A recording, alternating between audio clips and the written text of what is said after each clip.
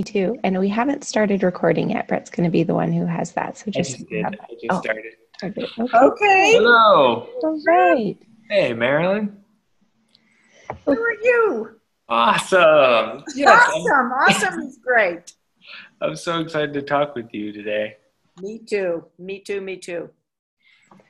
Well, let's begin. So these are two of some of the most wonderful people that I know. We have Marilyn Bradford, who, gosh, both Bret and Marilyn are Access Consciousness certified facilitators, and they are just incredible beings in what they know and what they've, I'd say, gone through and then gone past. So I'll let you guys take it away because in some ways, I think you guys will just be able to speak to this topic beautifully.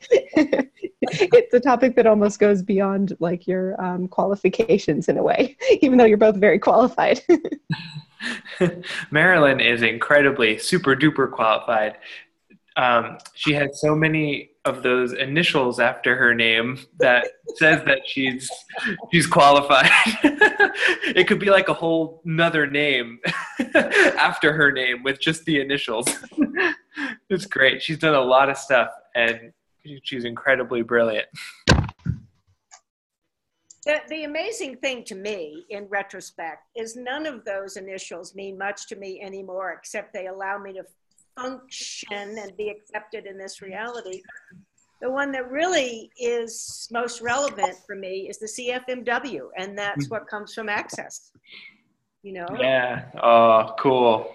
Yeah, cool. Absolutely. And but one of the quote benefits of my being a clinical social worker, a master's in education, blah blah blah, is that before I got to Access, I worked as a psychotherapist, and I worked in a psychiatric hospital.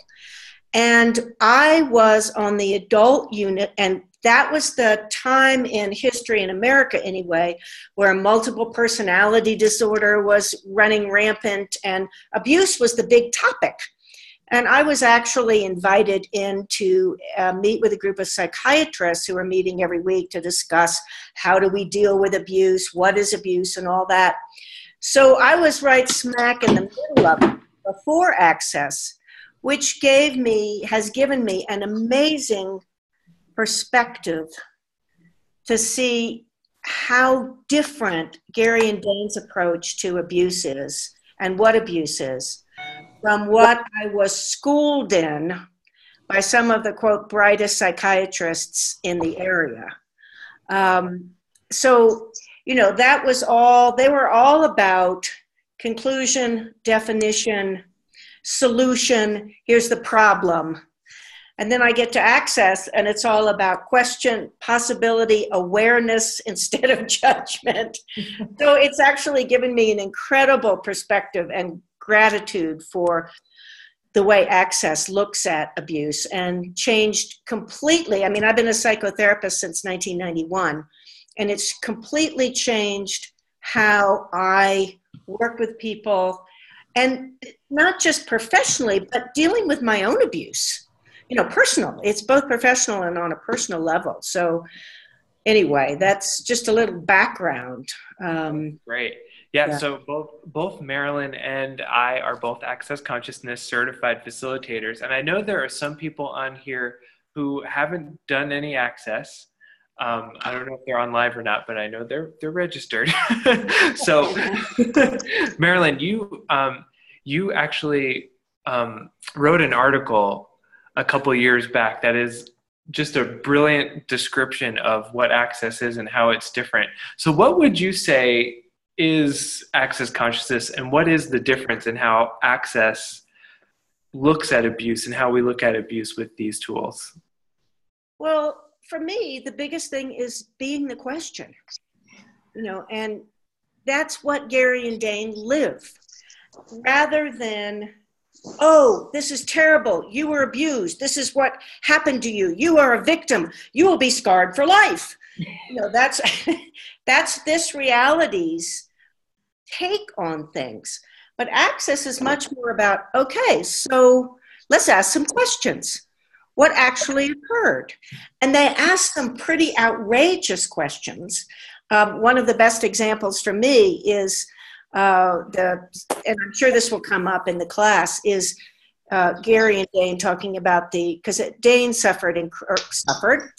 had incredible abuse as a child, physical, sexual, emotional. And initially, Gary, in response, having had the download of the pictures of what was happened to Dane, was like, that shouldn't happen to anybody. And it kind of stuck Dane, or as Dane said, it put him in concrete for about 6 weeks. And then Gary started asking questions. And one of the questions he asked Dane was, did you have any part in creating this? Now, nobody in this reality would ask that question. No. That's like, quote, blaming the victim. And Dane was like, oh my gosh, yes. And what came out of it was that he had been willing to have this abuse so that his abuser would not abuse other people. And it got out in the family, and the abuser went on to become a deacon in the church and not abuse other people.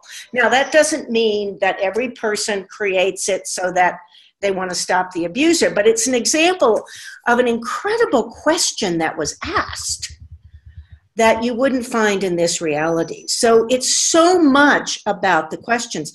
The other thing that I would say about Access and the differences between it and the way it approaches abuse and this reality tends to put it into, and when I mean this reality, I just mean what us all, what we're all aware of is going sort of on if you go to a psychiatrist, a therapist, this and that. They went, well, were you physically abused? Were you sexually abused? Were you emotionally abused? Let's make it specific like that. Nice and solid and serious. Let's do that. And also, because I'm going to come right back to this, but I want to make sure I don't forget this point. It always looks at someone who had abuse as a victim and puts people in that victim role. And that role is a terrible, destructive role to live out. Mm-hmm. But the way that I got to look at abuse from listening to Gary and Dane is it's the diminishment or disempowerment of a being in any form. And the disempowerment of being is not generally looked at as abuse. It's not even acknowledged. For instance, I had a client whose parents were very Christian fundamentalist, and he's gay and knew he was gay from very early on. So, oh my gosh, my alarm, and I turned my phone off. Anyway, so I love it. They were telling him that being gay is a sin. Now, that's a diminishment of being. Did they do it from hate or meanness? Not in this particular instance. And that's one thing to really, really get, is there are people who are very mean and set out to be abusive and control. And a lot of people are just functioning from unconsciousness and unawareness and don't get that the way they are treating their children is actually abusive. Anytime you're put in a role, well, as Maxwell's, this is how we behave, or, you're from Russia or the South or Yugoslavia or Spain or Canada. And as a U.S. citizen, you need to be this way. Putting people into roles. This is what you can do and can't do if you want our approval. And the thing about being a kid is, as a child, we know we don't have an enormous amount of power. There's not a lot that we can do. We just, you're 3, 4, 5, 6, 7, even a little bit older. You can't go off on your own. So you find ways to adapt, to fit in when you don't fit in. And when you're told you don't fit in, you pretend, you create a false self, because for a lot of us, the information you get from your family is that you're not right, you're not enough, you need to behave this way. And that is a form of abuse of being. And, Gary talks about his grandson, that he's an intact being. And the first time he said that, I was like, oh my gosh, what is that? That means his mother, Gary's daughter, has never required him to be anything other than who he is. Now, what would it take for all of us to be able to claim that space of being intact beings, you know? And that for me, I'm so looking forward to this class with Gary and Dane in Houston, because that's my target with the class. Mm-hmm. is to, you know, man, I'm going to utilize those guys. Yeah. So, yes. So Gary and Dane, Gary is the founder of Access, and Dane is a co-creator of Access with Gary.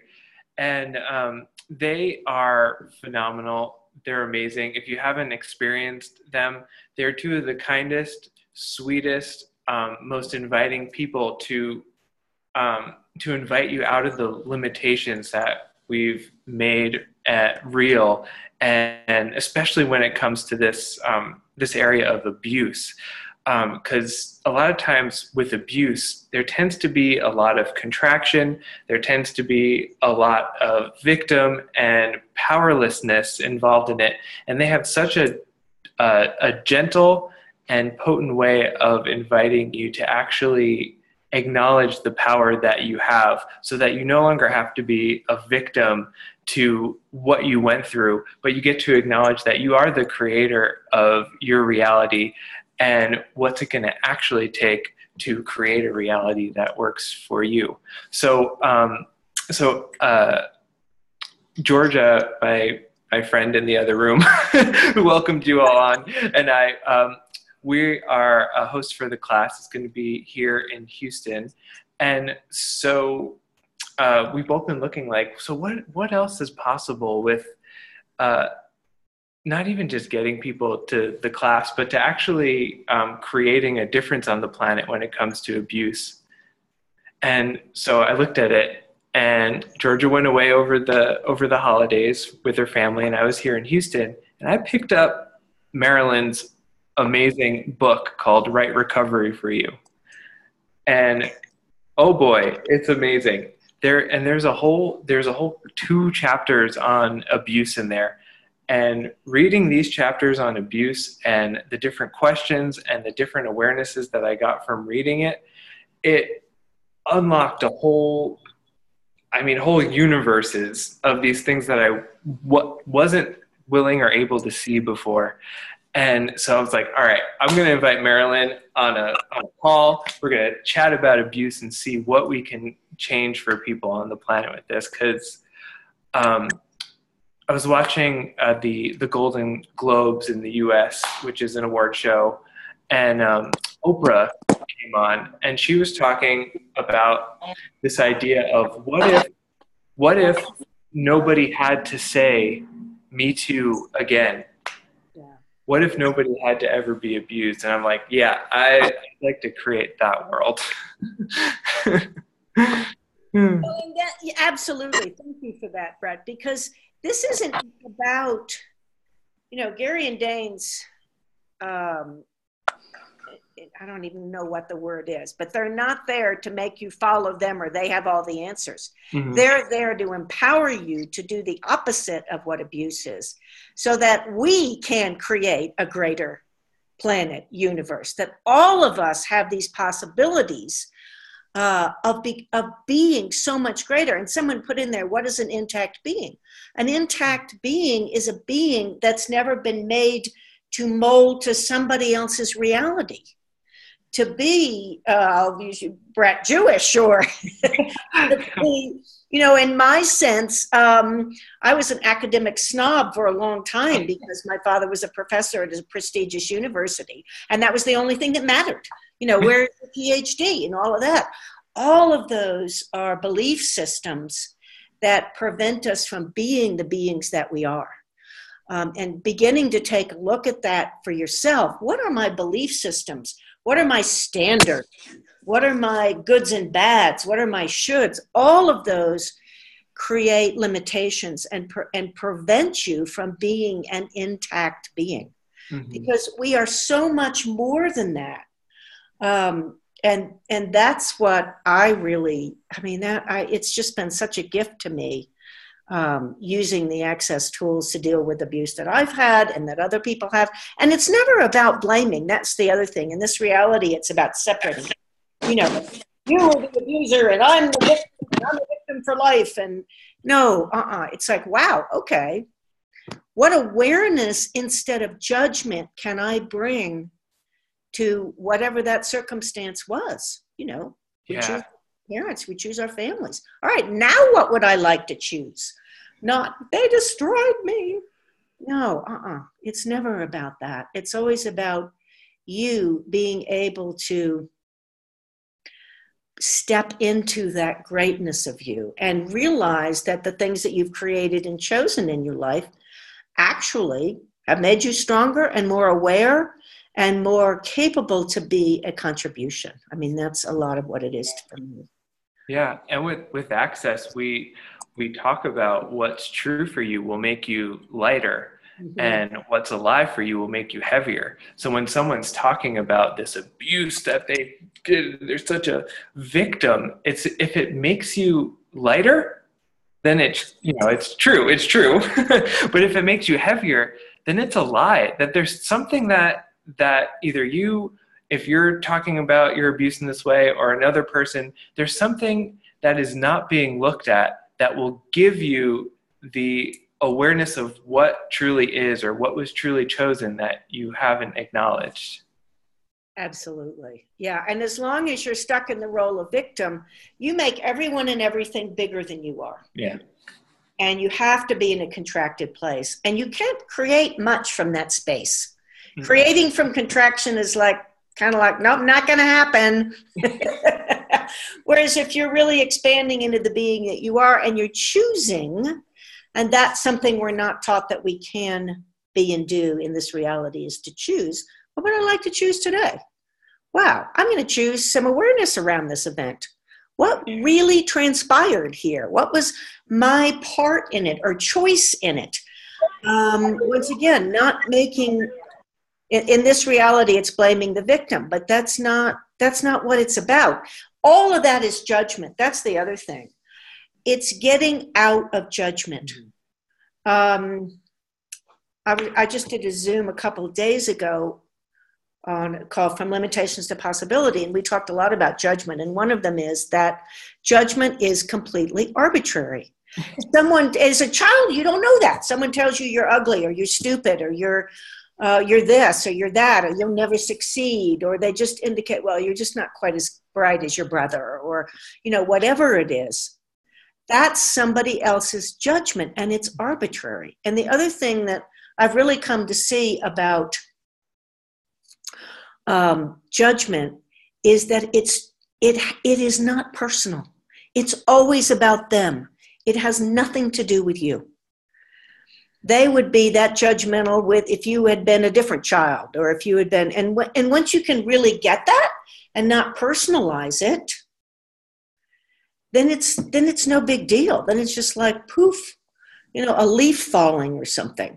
I mean, recently there was a circumstance where someone in an access was really dissing Dane, was really being incredibly judgmental. And it was so brilliant to watch what he did with that. I mean, he didn't make it real. He at all. It was just like, wow, okay, well, I can talk to this person. We'll see what's possible or not. So that's receiving everything, but not making it real at all. Oh, wow. Yes. So what have you found that it's like? Well, because you were talking about having what will actually create awareness with this situation. And that's exactly what I found when I was reading your book, Marilyn, is that I became aware of all these things that were abuse that I didn't know was actually abuse. Yeah. And so if you're not actually acknowledging what's abuse when it's abuse, we tend to, you pretty much only have the choice to make yourself wrong in that situation. Right. Exactly. And that's what's so, that's what, a lot of people are like, well, I don't need a class on abuse because I wasn't physically abused, sexually abused, or, my mom was a little nasty, but the whole idea of this abuse of being, like you were saying, Bret, if we don't acknowledge when we were disempowered or not acknowledged as a being, separate, not separate in that well, let's forget about that. That goes on. But if you're not acknowledged as the being that you are, like if you didn't have a parent, it was like, I am so glad you're on this planet. Show me who you are and what works for you and what doesn't. Mm-hmm. Rather than, okay, child, this is what you're going to do. This is how you're going to eat. This is how you're going to act. This is who you're going to be. Even if it's from, quote, love and all of that. Then that's abuse. That's abuse of being. And if you find yourself consistently making yourself wrong or having a sense that the universe does not have your back, things like that, you can be pretty darn sure that you experienced abuse of being. And that is really what, clearing that can create amazing things. Yeah. And that's one of the things, like as kids, it's like, the people you're around tell you that they love you, or if you have a relationship, they tell you that they love you, yes. And then they judge you. It's like, wait a minute. Yeah. Bret, isn't love and judgment, aren't they the same thing? I judge you because I love you. I love you, therefore I judge you. Exactly. Oh, that's funny. Yeah, but then we think like, oh, this person loves me, so they're just telling me this for my own good, and they can say like, I'm just telling you this for your own good. Right. But I wonder what else could be possible if we start to actually start to be able to see abuse when it happens and not make it significant and not make it greater than us, but just be willing to be present as us in the face of it and choose whatever we're going to choose. Right. Yeah, and just be able to, they could have thrown the way Dane did. Wow, that's amazing. That person is judging me. Okay. Yeah. No point of view about it. And that's another tool that I found, that interesting point of view. Amazing. I know I'm getting a sense that there's some questions in the chat. I don't really have it present, but is there something, Bret or Georgia? Myrna says, when I receive judgments from my husband and I perceive they're heavy, what can I do? IPOF? Yes, absolutely. Wow, that's amazing. My husband's judging me. Okay, interesting point of view. I mean, right now, everybody, take someone who judges you or has in the past. And everybody got, I'm pretty sure everybody on here has had someone judge them in the past. That's an easy one. That's an easy one. And then just say, interesting point of view. I'd have a point of view about their judgment. And then again, interesting point of view. I'd have a point of view about blank's judgment. Interesting point of view. I'd have a point of view about blank's judgment. Interesting point of view. I'd have a point of view about blank's judgment. Now, what has that created? Has anybody experienced more of a lightness from that? Definitely. A lot more space. A lot more space. It's the heaviness. The heaviness is related to making the judgment real. Yeah. When you recognize it's not real, it's just their point of view, their poo kind of, then you don't have to react. You don't have to make it real. Yeah, and you have to actually like contract your being to actually make their judgment real. Yeah. So otherwise, it's like if you're, in Access, we say that you're an infinite being with infinite choice and infinite possibilities. So it's like an infinite being would have this infinite space, and to an infinite being, judgment is like, wait, oh, where'd I go?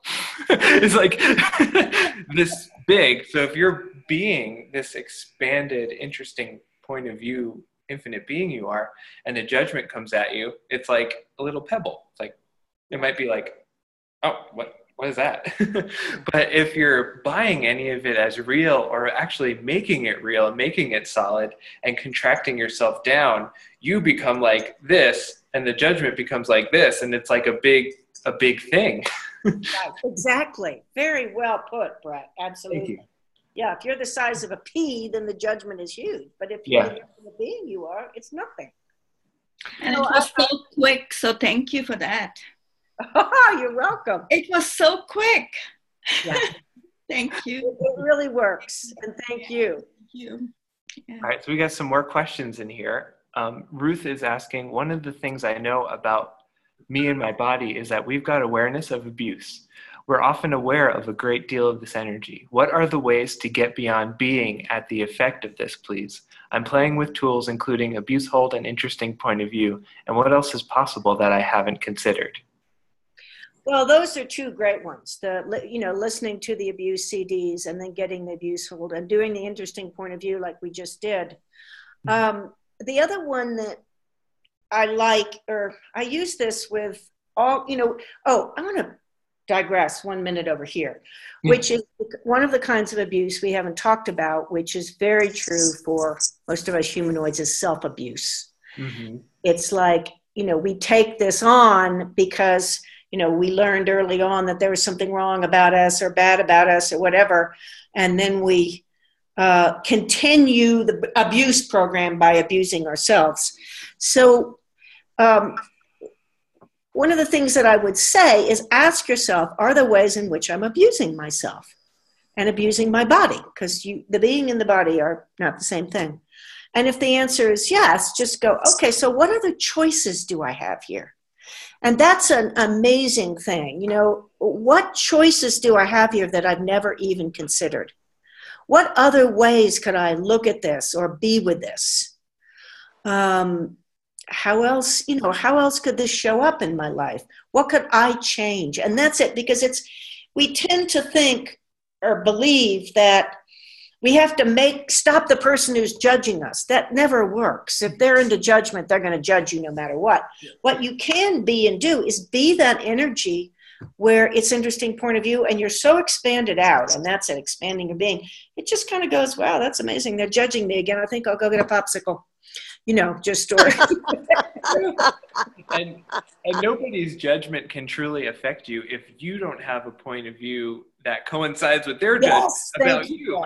Yes. Like if you have this rope of judgment or like that, like, if like you're just terrible or you're selfish or something, and somebody pulls on that rope and you're like, oh gosh, here I am, I'm selfish again, and they're pulling on the rope. But if you let go of that judgment of yourself, you let go of your side of the rope, they've got nothing to pull on. Exactly. Beautiful. Absolutely. Yeah. And that's just the kind of thing. That's a great example, Bret, because how many of you all were told that you were selfish? And what did that actually mean? It meant you weren't bending, folding, and stapling yourself to be what that person wants you to be. Yep. That's what selfishness generally means in this reality. You're not being who I want you to be. But then we take a judgment about it. So that's pretty. Yeah, and people will only make you wrong for something that you actually have a level of strength with to try to control you. Yeah, exactly. And people accuse you of what they're doing themselves. Yeah, exactly. This is awesome. This is great. We're giving so many tools right now. This is awesome. Yeah, it really is. I'm so grateful for everyone who came on the call, because do you all get the energy of what we all are creating just by being on the Zoom? Yeah. That's a willingness to change this reality, a willingness to be different and contribute. So it's really cool.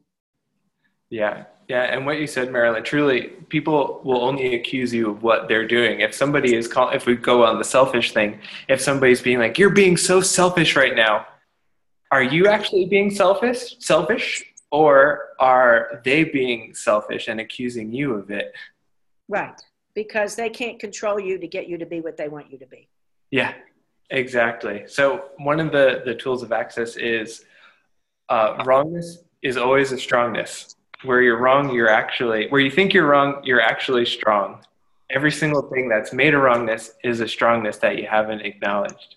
So if you're feeling wrong for doing something or being something, instead of making yourself wrong, which is probably the biggest form of self-abuse, you can ask, okay, so what is the strongness that I have in be here that I haven't acknowledged? Cool. Wonderful. Yes, absolutely. And just that, if you keep asking that question, something will pop up and there'll be a sense of lightness, a sense of space, or a sense of intensity, and you'll know you got it. Yeah. Because, you often we're made wrong for things like being incredibly potent or creator or smarter than the teacher or speaking up. What are you doing? Speaking up. Get back in line, And that is the potency and strongness of us that most of us have been made wrong for. So that is so incredible. That just reminded me of something. I remember when I was in fourth grade, we would have, literally the teacher would have basically just all these different things that we'd have to do for the day. And it was supposed to last us all day. Now me, I'd get that done before anybody else did. And then the teacher, I specifically remember the teacher making me wrong for not, for finishing way before anybody else. And he would have me go back and sit down and go over everything I had just done. And I did, and I knew I did it all correct. But we're often made wrong for these. I mean, we're pretty much only made wrong for these places where we have strength that actually challenges somebody else's sense of worth or value in themselves. Yes, exactly. A beautiful example. You're just too brilliant, Bret. Something we all know. Yeah. We're all aware of Bret's brilliance. If you look at any historical figure who's created more, whether it's Picasso or Gandhi, or you don't have to agree with them or like their art or their politics, Martin Luther King Jr., they've all been beings who did not take the judgment seriously, and they went on to create what they knew. And that's part of that intact being, again, is going with the truth of what you know is true for you, regardless of what this reality of get in line, be normal, be the lowest common denominator, and we're going to try to abuse you until you get in line. Yeah. Yeah. Yeah, because one of the other greatest forms of self-abuse is actually buying into other people's points of view instead of, like what Marilyn said, following what you know is true and what will create the world that you would like to create. Yeah, exactly. Yeah, and that to me is the basis of what Gary and Dane and Access promote is what's true for you. What do you know that's true? Yeah, it doesn't have to be true for me. It doesn't have to be true for Marilyn. It doesn't have to be true for Gary or Dane. If it's true for you, if it makes you happy, if it makes you feel lighter, go for it. Because even if there's the slightest chance that it's not actually what will make you happy or what will create what you want to create, you'll get the awareness from choosing it. Yes. I mean, how many of us have been in a relationship where we, talk about abuse, but where, we go along and we're like, oh, this person is perfect. Oh, they are the best. And then you go along and days, weeks, months, years, centuries later, we're like, oh, that actually didn't work for me. Was it actually wrong to choose it, or did it give you tons of awareness of what didn't work for you and a new place, a new space to ask a question from of, okay, what would actually work for me here? Exactly. And what do I know is true for me? We're so good at knowing what works for other people. Yeah. And once again, that's a skill we develop as children to survive. Okay, I know what works for mom. I know what works for dad. I know what works for my older sister. I know what works for the teacher. I have no clue what works for me because that's not relevant to anyone. So true. You really have to get in there and learn, just what does work for me. Yeah. We have a question in here. I have the abuse. Oh, you have a question. Hello. Hi. My question is listening to the abuse CD, wherein Gary keeps talking about the whole 2.5-hour CD. Perpetually, always, I don't know cognitively. I don't remember listening to the CD cognitively, but there's one certain line which I have always just captured it and somehow just reached to that point. And that is like everywhere I've given up my potency to know, perceive, be, and receive. Will I reclaim all of it back now?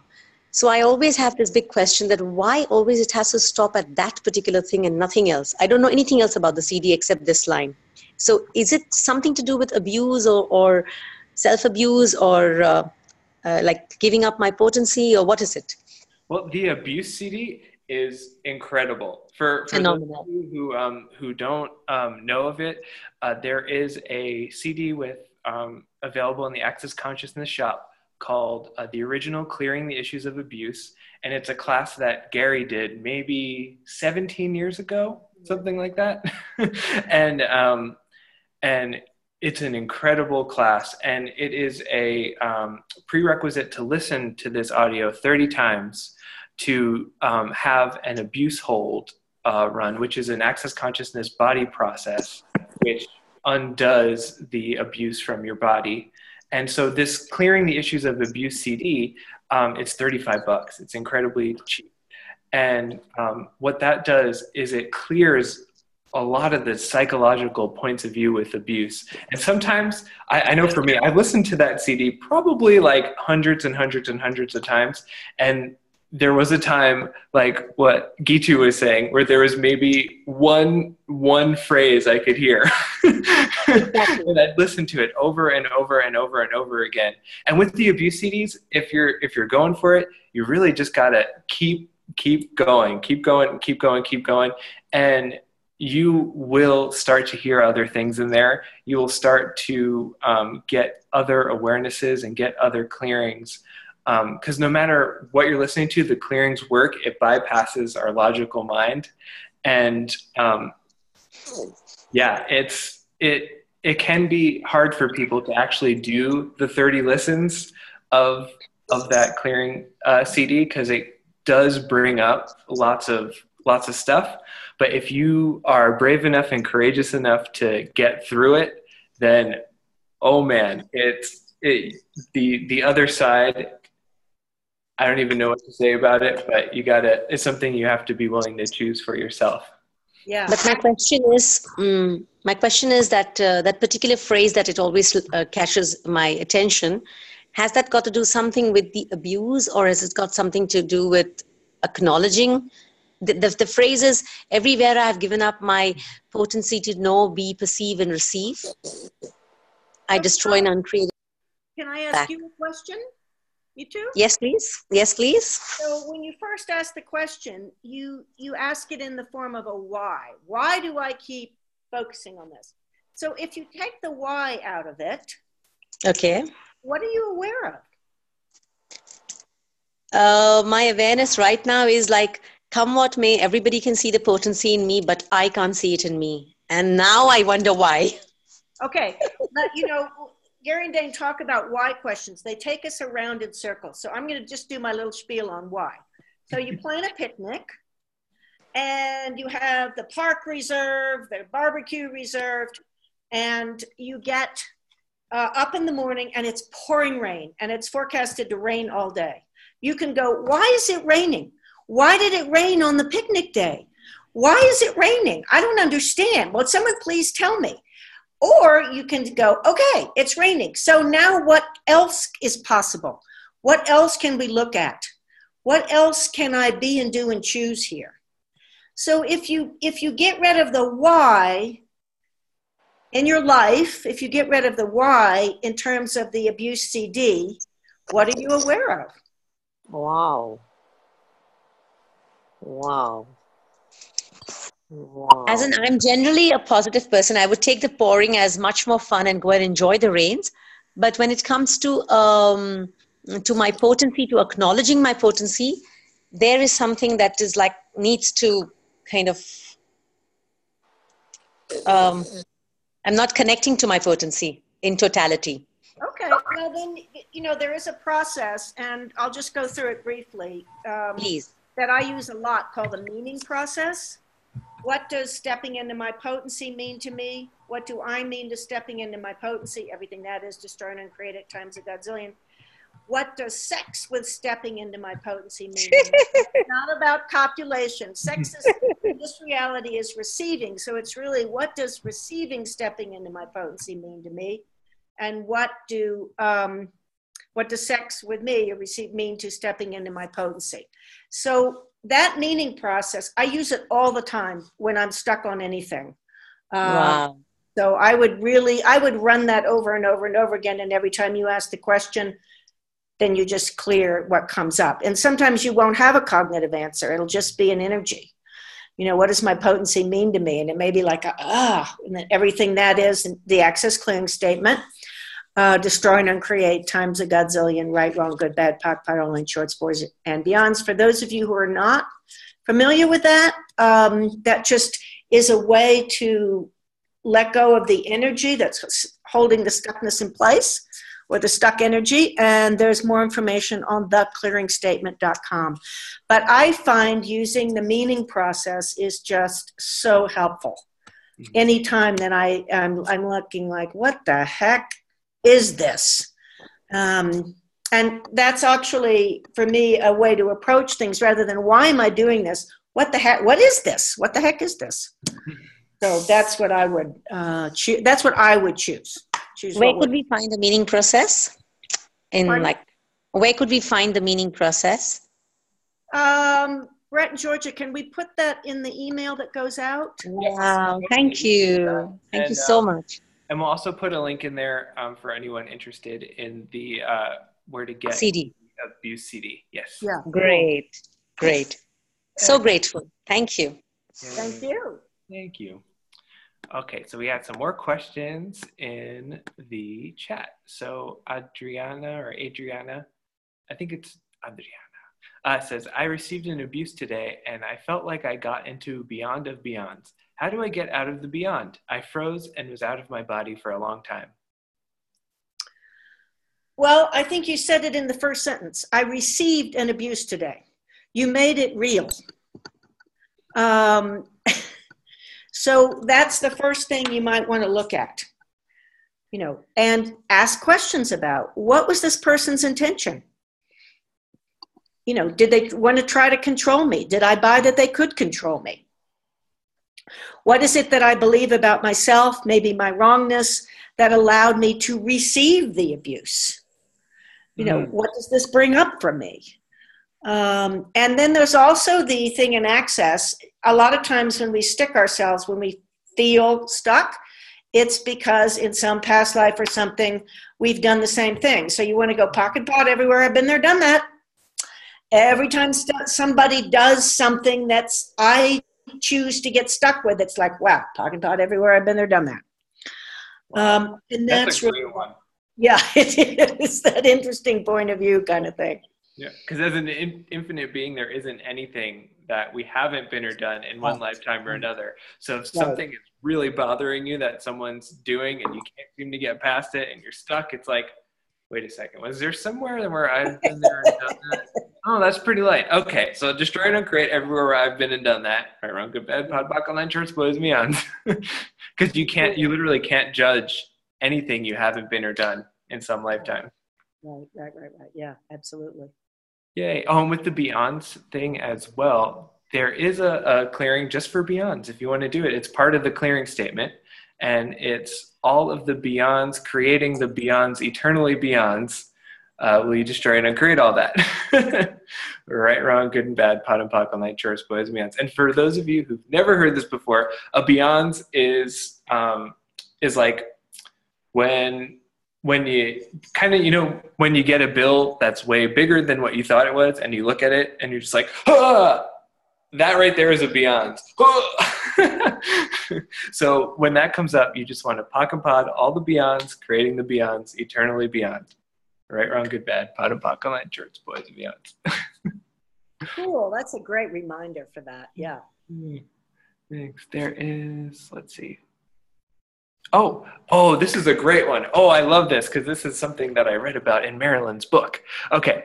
Can a parent's absence be a form of abuse? Or what is that? Absolutely. That's neglect. I mean, children have certain requirements. An infant comes in, they can't feed themselves, wash themselves, and they can't actually, what do I want to say here? They can't make a parent acknowledge them or give what we call in Israel the emotional, the connection that they actually require. So yeah, abandoning a child, whether it's a sort of just a coldness or just, they're off to work 16 hours a day. All of that can create abuse, or is a form of abuse, because children have certain needs. They just do.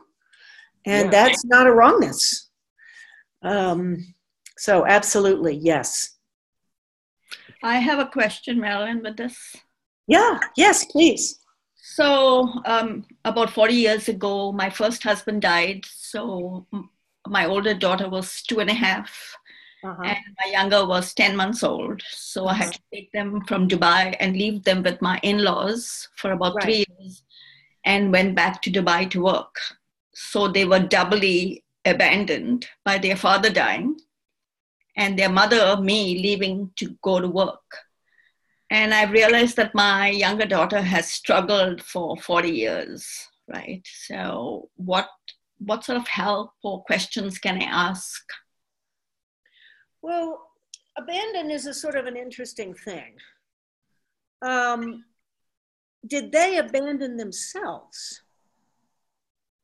Their beings? Okay. So I would work with them to begin to know what's true for them.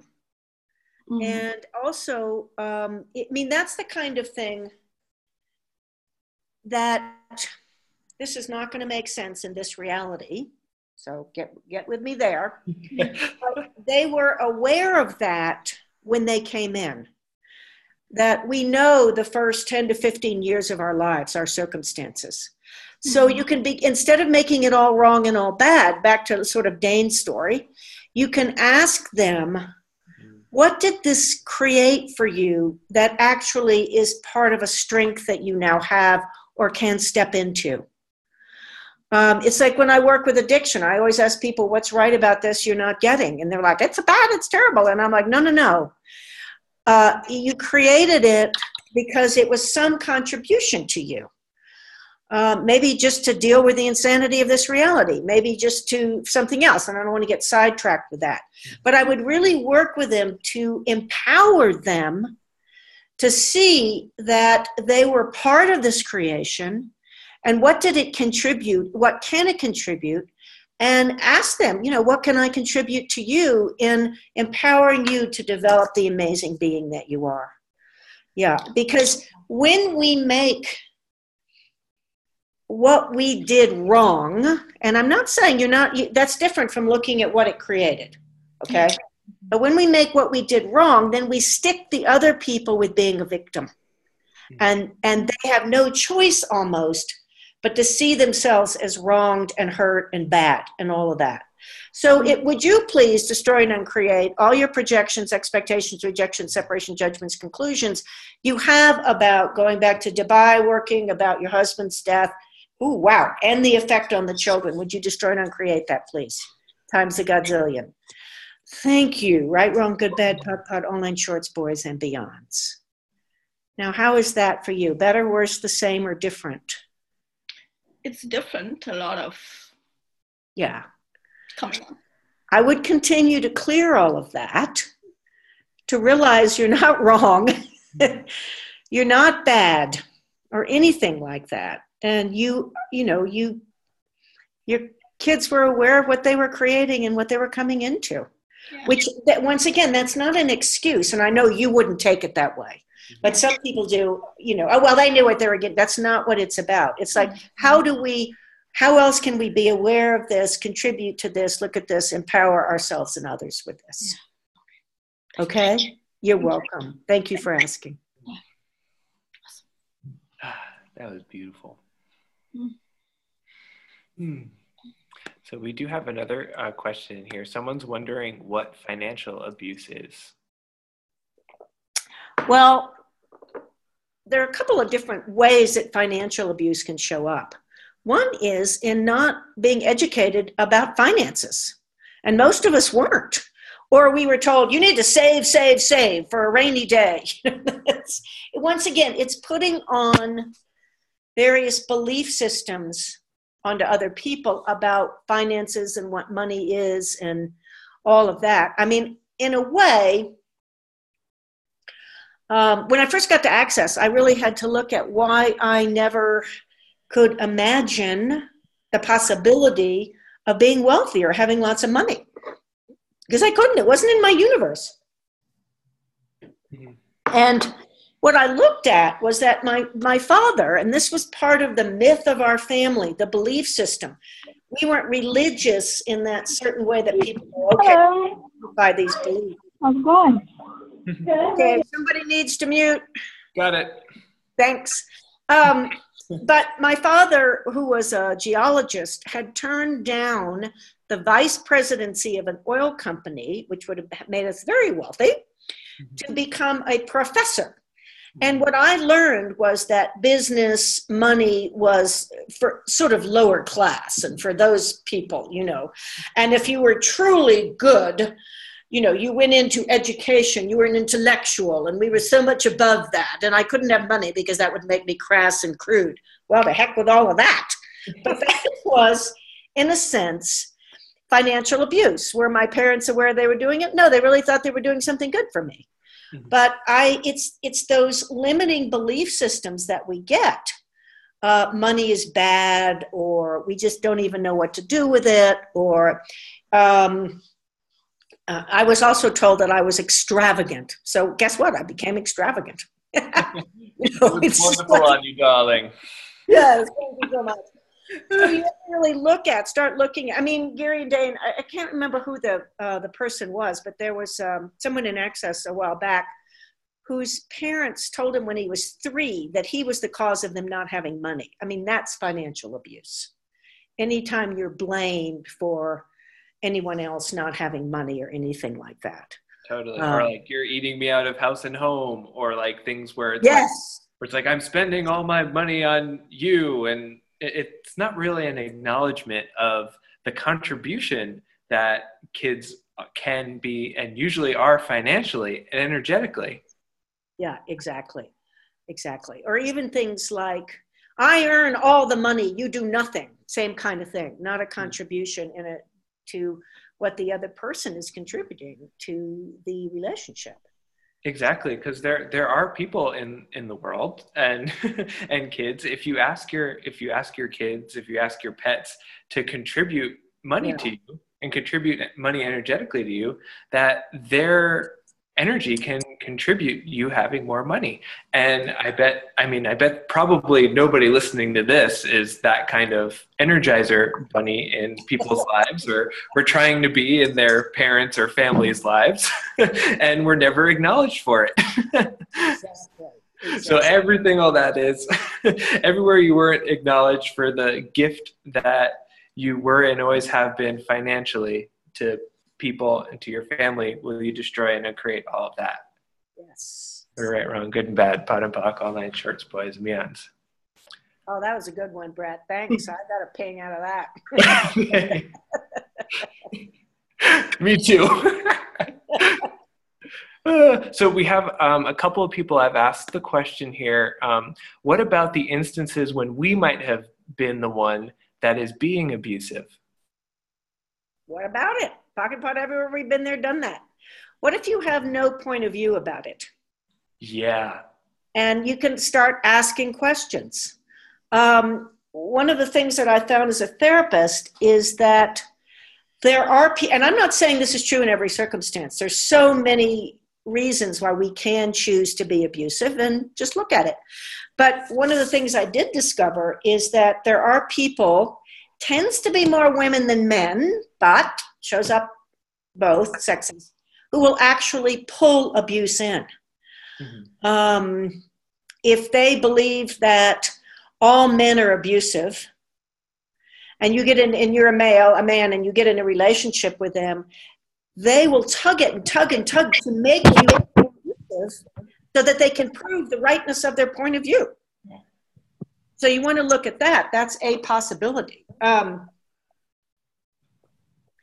If you were abused as a child and you learned that behavior, I used to give a class called, what was it called?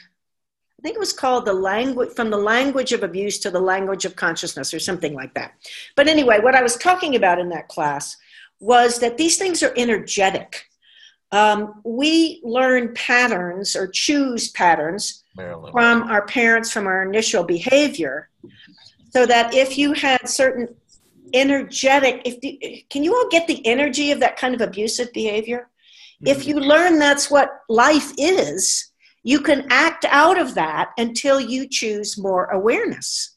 Yeah. I remember working with a couple of people who were sexually abused as young children, and they got freaked out because she said, I looked at this child's body and I wanted to touch them. She said, I didn't do it.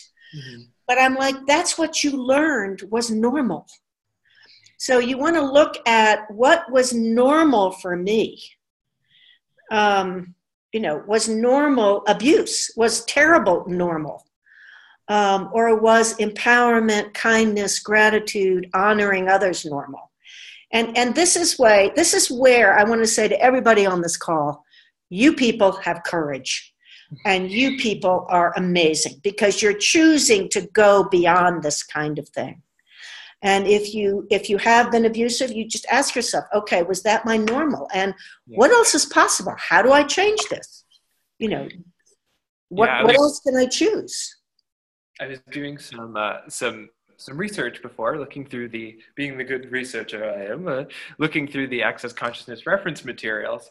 And there was something that Gary talked about, which the Access reference materials, for those who don't know, is basically 1,400 pages of old Access material that is awesome. And let's see.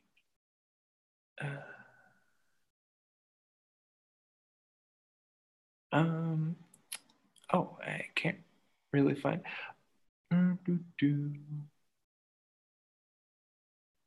Okay, I totally can't find it right now. Oh, I found it. Okay, so he says here, when you're in an abusive situation of any kind, you tend to take on the characteristics of the abuser to get them to like you. So from that question of what about the instance when we might have been the one that is being abusive, you might want to look at who am I being when I'm being abusive? Great question, Bret. Great. Awesome. Yeah. Everything that is, we just trying to create it all. Oh, yes. Right, wrong, good and bad, pot and puck, all nine shorts, boys and beyonds. Wow. Wow.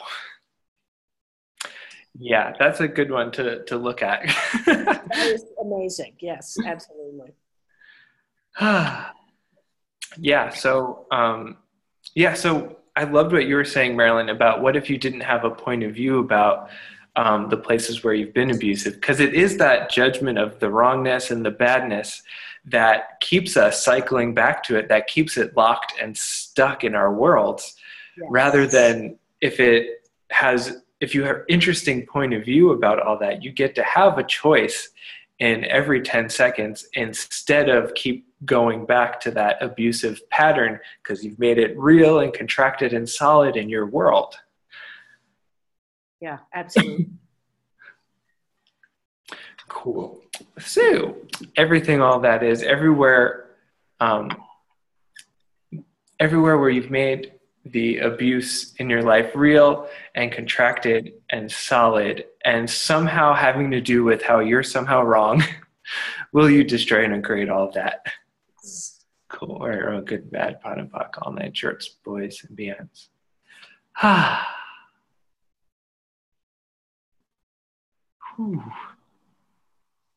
looking for anybody else have any more questions? I'm gonna look here. I have a question. I would love if you guys could talk a little bit about the abuse hold that was mentioned a couple of times, but that's another thing that's really contributed to me letting go a lot of this abuse stuff. Oh yes. The abuse hold is well, I already talked about it. Marilyn, would you like to talk about the abuse hold? Wow. It's so uncognitive. We tend, when we've had abuse and taken it on as real and about us, we lock it into our body. And even if we do a lot of other clearing, it's still there in the body. And Gary, and now Gary's daughter, there's an energy that has the capacity to release this from your body. And when you go to an abuse hold, you have to listen to the CDs, the abuse CD, at least 30 times. I talked about that. And then you get with another person, you pair up, and you just hold them. You're not processing, but it's you actually touch Gary's body or his daughter's body to get the energy. And then you just hold the person and allow them whatever happens with them, whatever gets created. And it is phenomenal. I've done it I think I've done it 4 times. And then that's gifting and receiving. And I'm looking at doing it again. And the next time they offer it, wherever, it depends where it is. But it's really a great gift to your body to do this. And with that abuse hold class, you also, after it, you're able to run the abuse hold on other people as well. And you can make a business out of that. Oh, I never thought of that. Yeah. I've offered abuse hold. I use this to my advantage. Yeah, it's so great. It's so great to be, to actually know that you have that capacity and an easy kind of system to do it, to allow people to release abuse from their body. Yeah, absolutely. Yeah. So the next abuse hold class will actually be in Houston. Actually, I think there's one going on right now in Paris. But the next one is going to be in Houston on February 24th. And that is going to be in the evening after this class that Marilyn and I have been talking about, that Gary and Dane are doing, called Changing the Issues That Abuse Has Dominated Your Life With. And that's a 3-day class, and with Gary and Dane co-facilitating. Amazing. Awesome. The last time. Hop on a plane and come to Houston. It's just going to be, ask your body, what would it create for you and your body? Yeah. And what will it create for all of us? What will your contribution to the class create? Yeah, and that's February 24th through 27th. And Georgia, who you just heard a little bit ago, and I are 2 of the hosts of that class. So you can contact us if you're interested. And we will put a link to that class, both the abuse hold and the Changing the Issues of Abuse class, in the email that we send out, the follow-up email. Cool. And there's also the possibility of doing it from wherever you are, because that class will also be live streamed around the world. So, hi, Bret. There's a question exactly in Russian, and Anastasia is asking, like, I'm willing to participate. I'm not able to participate in person. I'm not coming to Houston, but I'm planning to do it online. So, she's wondering, and she's asking, like, when is the next class? So. Oh, cool. Yeah. It is February 24th through 26th in Houston and online. And if there might be the possibility of a Russian translation, I'm not exactly sure on that one, but I think the prerequisites for that is at least 5 people who, for any language that is going to be live streamed, I think it's at least 5 people or 10 people paying for the class to who are interested in having a translation, to actually have that translation moved forward with. Well, let's see what energy, space, and consciousness can we be to create like this class for Russians as well. Yeah. Yes. That would be awesome. Yeah, that would be really cool to have this class in Russian and in Russia. So cool. Yeah. Awesome. So, are there, I guess, any like last minute questions? Yes. I have a question, And I've seen a question in the thread, and I have similar one.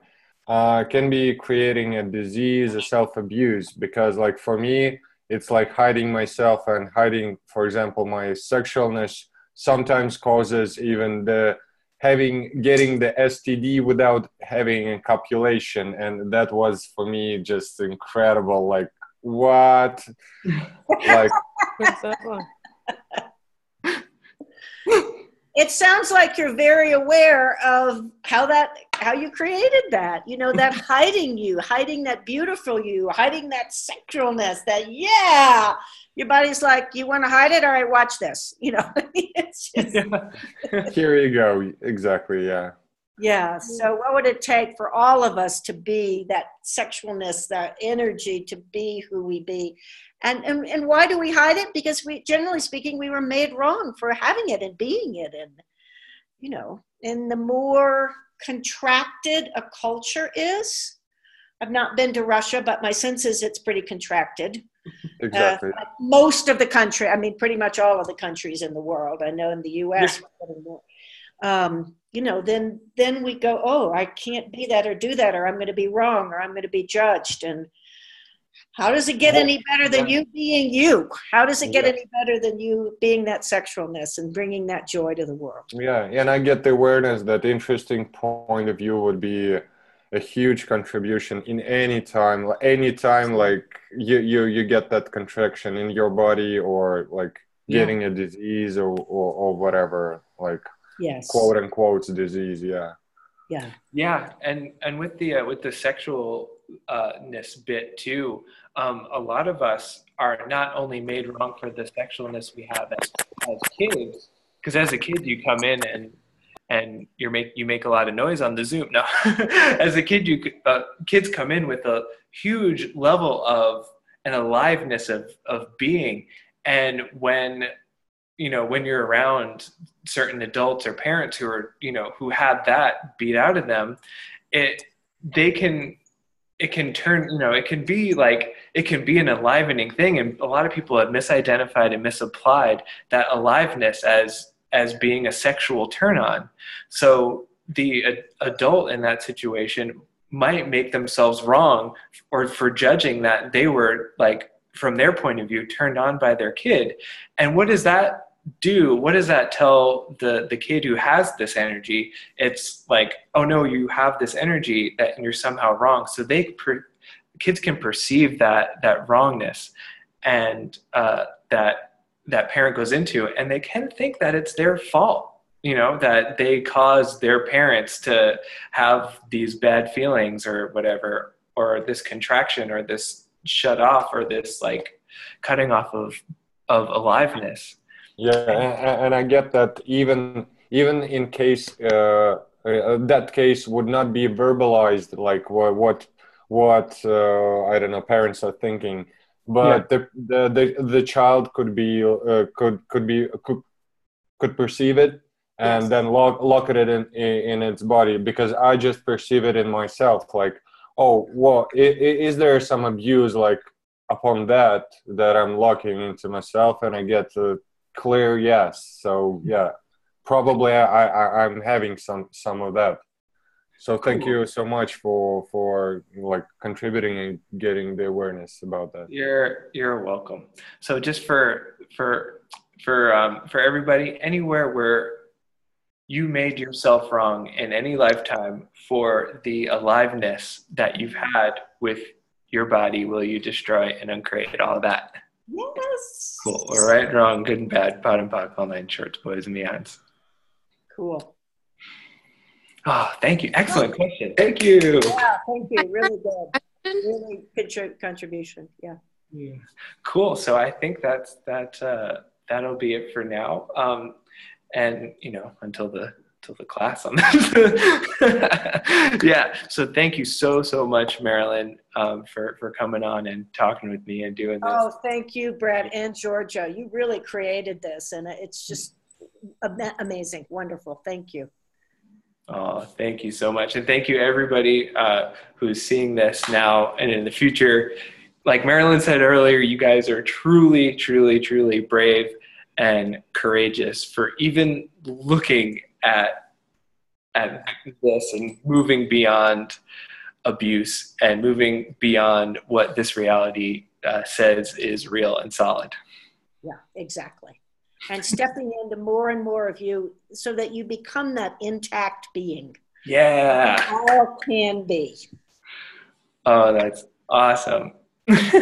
Yeah, I guess we can leave you with this this clearing here to run. What energy, space, and consciousness can me and my body be to be the intact beings we truly be for all eternity? Love it. Thanks, Bret. Everything that doesn't allow that, will you destroy and uncreate it all? Yes. Right, wrong, good and bad, pot and pock, all night shorts, boys and beyonds. All right. Well, thank you everyone so much. We'll send out an email with all this stuff, with all the goodies. Thank you. Bye. Thank you. Bye. Bye-bye. Thank you.